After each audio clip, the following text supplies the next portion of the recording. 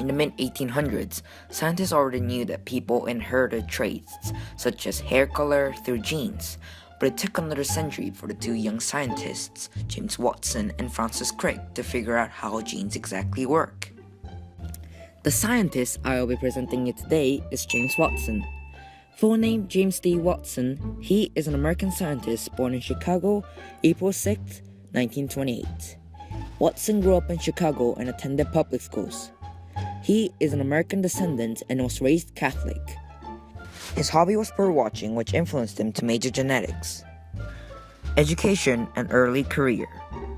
At just the age of 15, he decided to join the University of Chicago. And in 1946, his bold interest in birdwatching had matured into a serious desire to learn genetics. And a year later, he left Chicago to become a graduate student at Indiana University.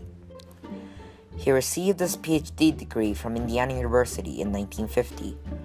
During the years, he was deeply influenced by Mueller, Sonneborn, and Ruy-Lauda. He wrote his PhD thesis influenced by the theory study of the effect of hard X-rays on bacteriophage multiplication. Discovery of the DNA structure.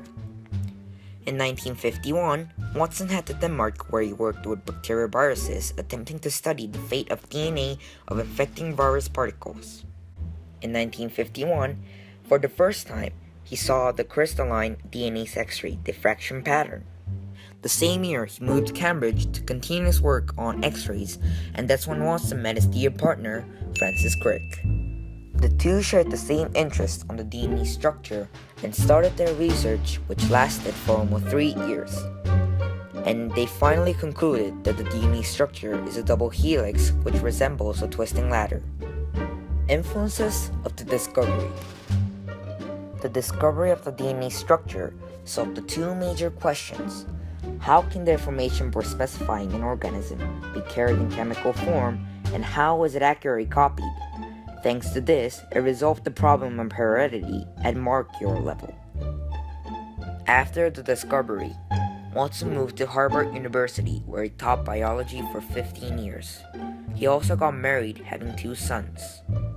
He also contributed to the development of biology by donating and helping the establishment of many institutes. Currently, he is struggling from criticism towards his controversial actions involving racism, sexism, and more. Fun facts. For their discovery of the DNA structure, Francis Crick and James Watson shared their Nobel Prize in 1962.